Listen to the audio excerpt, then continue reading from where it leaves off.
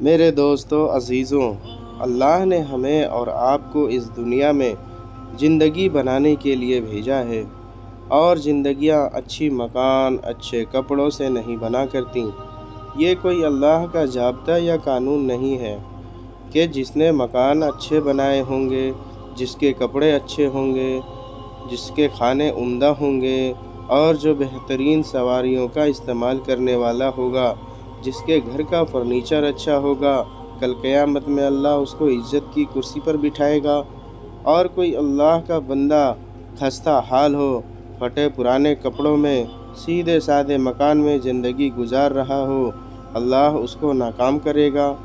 دوستو، اللہ کا یہ ضابطہ ہے ہی نہیں، بلکہ اللہ کے زندگیوں کے کامیابی کا ضابطہ تو اللہ کے دین میں ہے۔ ملک سے، مال سے اور عہدوں سے، کرسیوں سے زندگیاں نہیں بنا کرتی۔ اللہ تعالیٰ نے پچھلے قوموں کے واقعات کو اپنے پاک کلام میں ذکر کیا ہے کہ کیسے کیسے قومیں دنیا میں آئیں، ہم تو سوچ بھی نہیں سکتے۔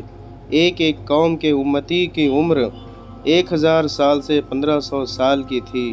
ان کے بچے تو 200 سال میں بالغ ہوا کرتے تھے، اور وہ تھی قوم عاد۔ اللہ نے ایسے صلاحیتیں ان کو عطا فرمائی تھی، وہ ایسے صلاحیتوں کے مالک تھے۔ اور یہ قوم عاد اپنے ایسے زبردست محلات اپنے مکان میں تعمیر کرتے تھے کہ دوستو، دور دور تک کوئی پلر یا ستون کا نام و نشان نہیں ہوتا تھا کہ یہ بارش کے زمانے کے استعمال کرنے کے لیے کمرے، یہ سردی کے زمانے کے کمرے، یہ گرمی کے استعمال کرنے کے، اور پہاڑوں کے اندر بناتے تھے، اور ان پہاڑوں کو ناخنوں کے ذریعے کھودتے تھے۔ آپ اندازہ لگائیے، جب ان کے ناخنوں میں اتنی طاقت تو ان کے ہاتھوں میں کتنی طاقت ہوگی۔ اگر پتھر پر گھوسا مار دیں تو پتھر ریزہ ریزہ ہو جاتا تھا۔ ایسی زبردست قوت اللہ نے عطا فرمائی تھی۔ آج کوئی دیوار پر گھوسا مار کر دیکھ لے، دیوار کیا ٹوٹے گی، اس کا ہاتھ کی ہڈیوں کا چورا چورا ہو جائے گا۔ لیکن وہ ایسی بھاری بھرکم قوم تھی کہ پتھر پر گھوسا مار دے تو پتھر ریزہ ریزہ ہو جاتا تھا۔ ایسی زبردست قوم یہ بڑے بڑے درختوں کو بھی بڑے آسانی سے زمین سے اکھاڑ کر ایک طرف رکھ دیا کرتے تھے۔ پیڑوں کو اپنی کہنی سے ذرا سا جھٹکا دیتے تو جڑ سمیت درخت اکھڑ جاتے، اور اس کو کنارے لگا دیا کرتے تھے۔ 30 40 فیٹ کے تو ان کے قد ہوا کرتے تھے۔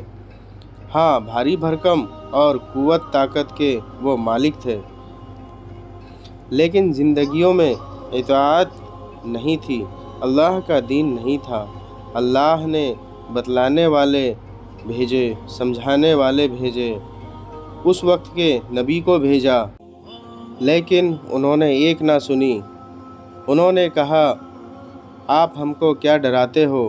ہم نے تو ایسے محلات تعمیر کر رکھے ہیں کہ اللہ کی طرف سے پکڑ آئے، سیلاب آئے، طوفان آئے، ہم اپنے گھروں میں داخل ہو جائیں گے۔ پہاڑوں کو کون اکھیڑ سکتا ہے؟ پہاڑوں کی چوٹیوں تک پانی پہنچتا ہے؟ ہوا سے کوئی اثر ہوتا ہے پہاڑوں کو؟ لیکن وہ تو اللہ ہے۔ دوستو، نفع نقصان کا مالک اللہ ہے، بنانے بگاڑنے والی ذات اللہ کی ہے، اور اسی کی قدرت میں سب کچھ ہے۔ وہ یہ بات نہیں سمجھ سکے، سمجھانے والے آئے تو ان کی بات انہیں ہضم نہیں ہوئی۔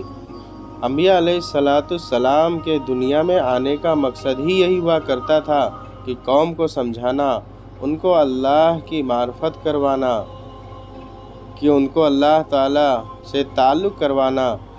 وقت کے نبی سمجھاتے رہے، لیکن ان کو یہ بات سمجھ نہیں آئی۔ لیکن اللہ تو اللہ ہے۔ دوستو، اب جو پکڑ آئی نادانی کے بنا پر، غفلت کے بنا پر، بے دینی کے بنا پر، کہ اللہ کے دین کا مذاق اڑایا، نبی علیہ السلام کا مذاق اڑایا، اللہ نے پکڑ کے لیے ہاتھ بڑھایا، اور اللہ تعالیٰ نافرمانی پر فوری طور پر اپنے بندے کی پکڑ نہیں کرتا، اللہ کے یہاں تو انتہائی ڈھیل ہی ڈھیل ہے، اور جب گناہوں کا گھڑا بھر جاتا ہے اور چھلکنے لگتا ہے۔ اب بالکل آخری اللہ تعالیٰ ساری حجت اور دلیلیں قائم کرنے کے بعد اب آخر میں اپنی پکڑ کا ہاتھ بڑھاتا ہے۔ اللہ کو تو اپنے بندے سے بڑا عشق، تعلق اور لگاؤ ہے۔ ایک ماں اپنے بچے سے کیا محبت کرتی ہوگی۔